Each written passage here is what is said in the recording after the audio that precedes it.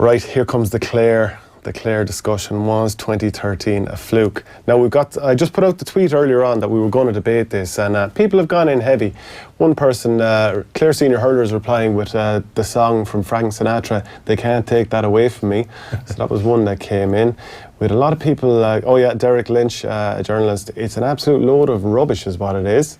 Another one, Maura Trassany Callig from this parish as well. You can't call 2013 a fluke. Nobody wins in All-Ireland by fluke. Next one then is a video from Richard Chambers where it's basically just complete confusion head gif. So he's not happy with it either. Larry Wilkins, the Clare team now is much better than the one in 2013. Both finalists had never been seen since neither them nor Cork. That shows how poor that final was. Nobody near Tip or Kilkenny during that era. So that's about that. You're one supporter in the, 200 or so tweets. Yeah, it went well. Like, a lot of tweet activity there as well, mate. Happy enough with that. I think your emotive language is the main problem here, but anyway. Well, look, you take it away now. We'll find out now. Yeah, you're the judge and the jury here now. So I have to be part of the judging panel again. Shane Stapleton's on a horrific run at this stage. He won week 1, and you've lost, 4 in a row since? 3 in a row. 3 in a row. He's in hell right now. Yeah, so he's going for a Kilkenny 4 in a row on this one. Basically, what we're going to debate this time around is whether Clare's 2013 All-Ireland success can be considered a fluke or not. Michael Verney won the toss to go first, and you're going to be arguing that it wasn't a fluke. Okay. All right, so let's get the clock up and ready. Michael Verney, tell us why 2013 was a deserved All-Ireland success for Clare. Well, the definition of a fluke is something where a lot of things kind of conspire to work in one's favour, and it's a kind of a one-off kind of a thing. This was not one-off. Clare totally dominated Limerick in the semi-final, dominated Cork the first day, and were unlucky to only get a draw and then dominated in the second game. They played a completely different style of hurling that we hadn't seen up until that. Played the sweeper mostly throughout the year, varied with it on and off throughout the final. To say a game or an All-Ireland win was a fluke, I don't think, like Offaly winning in 81 where they only had to win 3 games and beat Laois, Wexford and Galway is more of a fluke than that.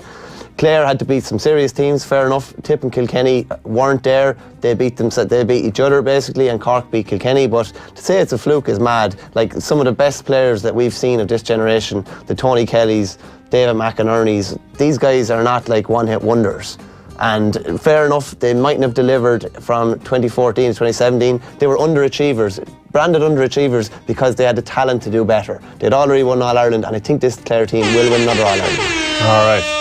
I'm kind of liking the tapas bar music we've introduced in the background as well. It makes me want to dance. It sounds like it could be from Kieran Donaghy's house. Anyway, go on. You're going to argue that it was a fluke, and that's the wording you have to argue this one as well. Why right. Shane Stapleton? If only Stephen Moylan had rolled that sideline into the corner flag, we'd be talking about 22 years since Clare won in All-Ireland.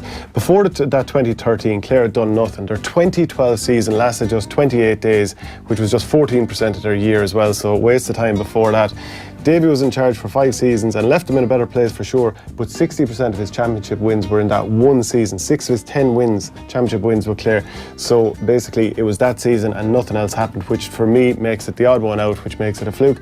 They didn't beat any of the big hitters to win it along the way. Tip and Kilkenny were both knocked out in the back door, so Clare didn't beat either of those.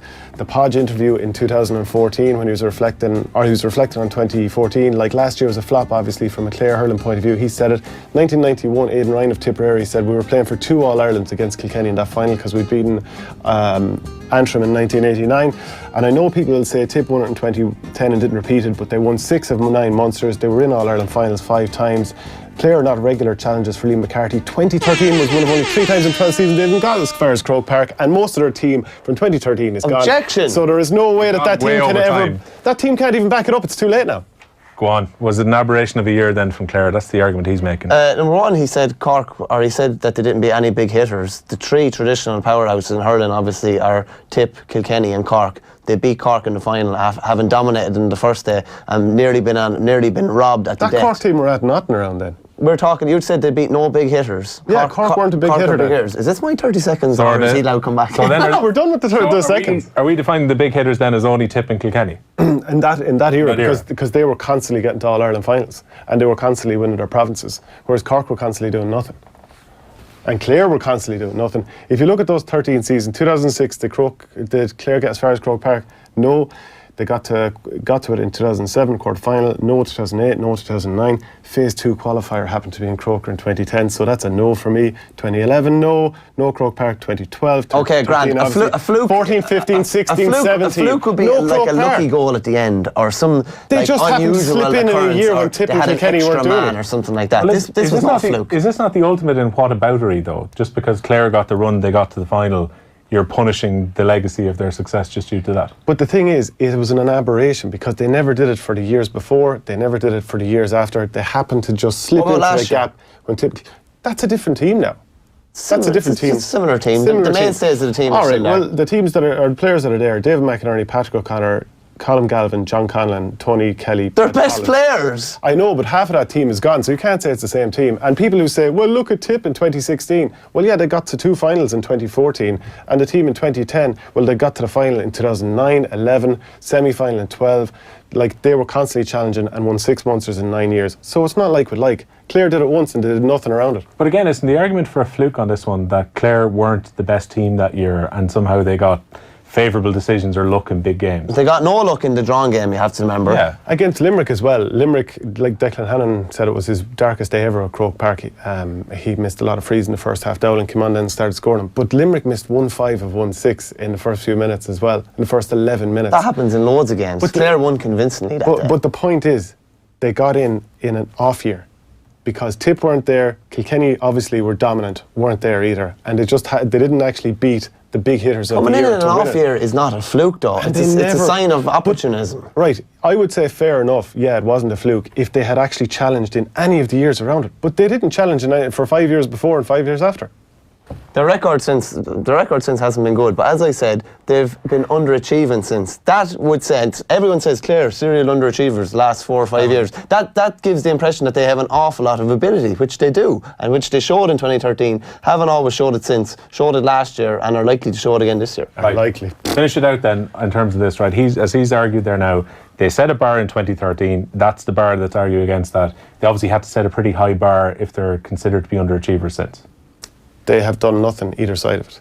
It's too late for that team to back it up. They won a 2016 league, no? League. The second biggest competition? League is league. I knew he was going to say league is league. Who talks about the league? I mean, they did nothing in Championship. I listed out the years that they didn't get to Croke Park. 10 of 13 years they didn't even get to Croke Park. And 2 of those weren't even All-Ireland semi-finals. Your decision, Will. Yeah. I actually think Shane Stapleton argued this out a lot better than I expected. He took a very hard debate on. Let's give Or the W. Give me back the title. Where's that belt? Oh, here we go. Jeez, Andy Lee's belt is back out again with the sheepskin. I predict a riot. I predict Shane Stapleton will never be welcome west of the border and into Clare ever again. Deservedly so. Jeez, but he argued well today. I did argue well. You were at a little thing called nothing.